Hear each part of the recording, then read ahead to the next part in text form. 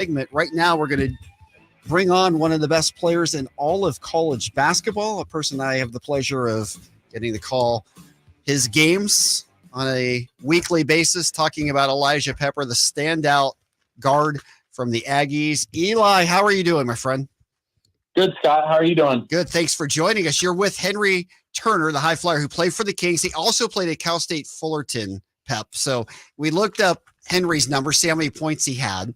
He had 1,329 in his 4-year career with the Titans. Hey, that's a lot still. It's a lot, but it's not 2010, my friend. No, it's not even close. Congratulations. You passed the 2,000 point mark in the big win against Irvine on Saturday. Is that settled in that you've been over 2,000 points in your career? That's a pretty big mark in college basketball. Yeah, I mean, I'm just super appreciative to be in that position and have the situation around me to be able to score that many points in my career. So I'm just super thankful for that. In terms of it settling in, I still kind of think about it and smile and laugh. It's surreal. And of course, you did it in classic Eli Pepper way, a 3-pointer coming off a screen. Oh yeah, I honestly didn't even know where how far I was away. I heard like whispers about it, but I didn't know the exact number. So I had no clue until afterwards that was the bucket that put me over. Okay, so Pep is a sharpshooter. He's shooting that thing from three. Top 10 in the country in 3-pointers. Because see, hey, back in my day, it was none of that come down to shoot threes like that. The game has totally changed, believe me. See, Pep, what he's trying to do is come up why he doesn't have as many points as you right now. Of course. I think the fact that, especially when there was, I don't know if you played when there was a 3-point line or not. I don't want to insinuate that you're that old, but people who scored that many points. Yeah. That scored that many points when there wasn't that many threes taken, I almost think it's harder. It's definitely harder to do, for sure. And you know what, Pep? The game has totally changed. You know, I talk about it all the time. And, of course, when you hit the NBA, because you will be in the league, you know, it's funny how on a fast break situation, you guys flared to the corner. We was never allowed to flare to the corner. It was always take the ball to the rim. Yeah. I mean, I don't even know what to say. It's just changed a lot. It's completely different from how it used to be. Even when I'd watch games when I was younger, there's never that many threes taken. Now that's more than half the shots you see. Pep, you watch a lot of NBA basketball, I'm sure. Who do you try and model your game after, or who do you respect when you're watching games? In today's day, I have a lot of respect for somebody like Grayson Allen's game kind of thing. He knows his role really well. He's able to hit, I think he's shooting the three at like 49% this year. Yep. But he's also able to do all the other little things like play defense, make those hustle plays that help contribute to a winning team. Now, let me ask you this. I'm sorry, go ahead. Oh, I also know that's something similar to what I think a potential role would be in the NBA as well. Now, let me ask you this. The guys that you're about to pass and catch up to, Stacey Augmon and Freddie Banks. How much do you know about those two guys' game?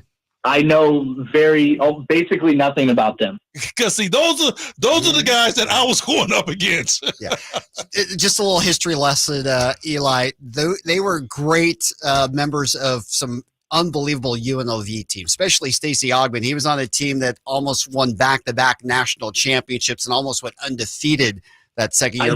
I did hear that he won a national championship, though. He did win one. They should have won the other day. Yeah, they could have won a second one, but Duke upset them in a big-time final game the second year. And Pep, I can also tell you this, that we went to the championship every year, and every year I lost to UNLV.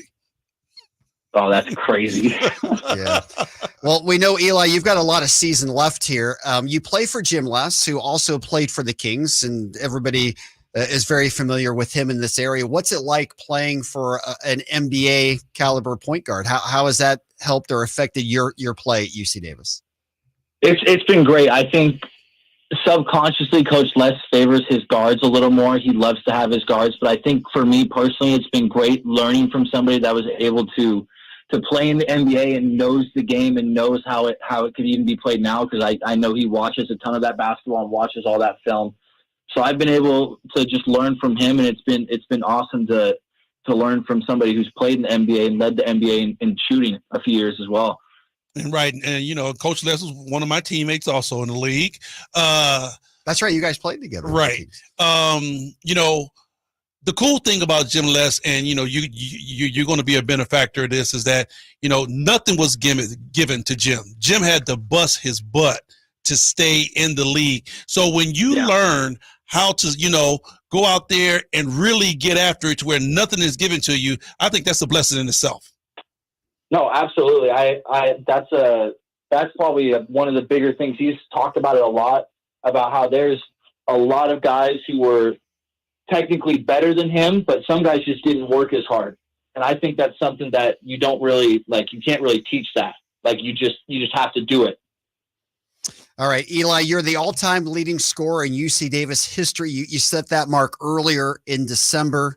I know that's a very special mark for you. I just want to know, was that part of your reasoning?